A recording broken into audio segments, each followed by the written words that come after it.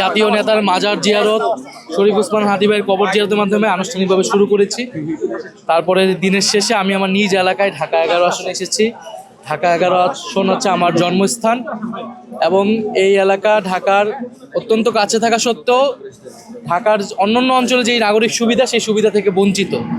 ফলে মানুষ এবার চায় যে পরিবর্তনের, মানুষ ইলেকশন মানেই মনে করে যে সে এবার নতুন কিছু দেখতে চায়, তার অনেক দিনের যেই সমস্যাগুলো, এলাকার সমস্যাগুলো সমাধান হবে। আমরা কোনো আকাশ কুসুম স্বপ্ন মানুষকে দেখাচ্ছি না, যেটা বাস্তবিক সমাধানযোগ্য।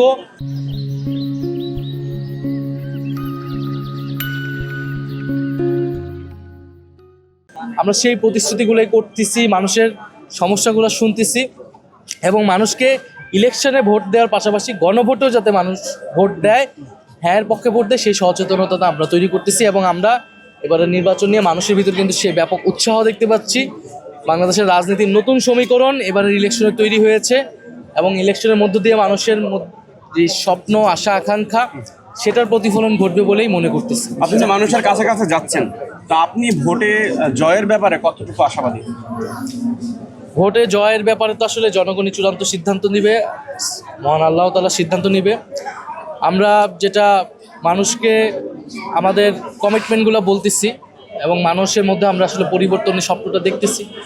তো আশা করি যে মানুষ আসলে এবার খুবই সচেতনভাবে ভোট দিবে। মানুষ যে সত্যিকার অর্থে তার পাশে দাঁড়াতে পারবে, পাশে অতীতে দাঁড়িয়েছে, ভবিষ্যতে দাঁড়াবে, যে আস্থার জায়গাটা যারা পারবে, আমরা মনে করি আমাদের সেই আস্থার জায়গাটা আমরা নিতে পারবো। এই বিষয়টা আমি একটু অ্যাড করি। আর একটা প্রশ্ন, সেটা হচ্ছে এর আগে আমরা যেটা দেখেছি যে নির্বাচন মানে শুরুর দিন থেকেই একে অপর প্রতি কাদা ছড়াছড়ি, কিন্তু আজকে বড় দুইটা জোটের প্রধান বক্তব্য দিয়েছেন, একজন ঢাকায় আর একজন সিলেটে, সেখানে ওই ধরনের কোনো কিছু ঘটেনি, সেটা ইতিবাচক মনে করেন এই নির্বাচনের ক্ষেত্রে? আমরা তো চাই গঠনমূলক রাজনীতি হোক, শুধু বিরোধিতার থেকে আমরা গঠনমূলক সমালোচনা করি। আমরা সেই জায়গা থেকে আমরা সমালোচনা করেছি, তারাও করেছেন। সেটা একটা জিনিস মনে রাখতে হবে, আমরা হয়তো অনেক সমালোচনা করবো, বিরোধিতা করবো, কিন্তু দিন শেষে কিন্তু আমরা ফ্যাসিবাদ বিরোধী সবাই একটা পক্ষই ছিলাম এবং সেই জায়গা থেকে এই সংস্কৃতিগুলো আসলে ভালো। তবে নির্বাচন কমিশন বা পুরো পরিবেশ যাতে নিরপেক্ষ থাকে, এটা আমাদের সবসময় আমাদের জায়গা থেকে চাওয়া থাকবে। ধন্যবাদ।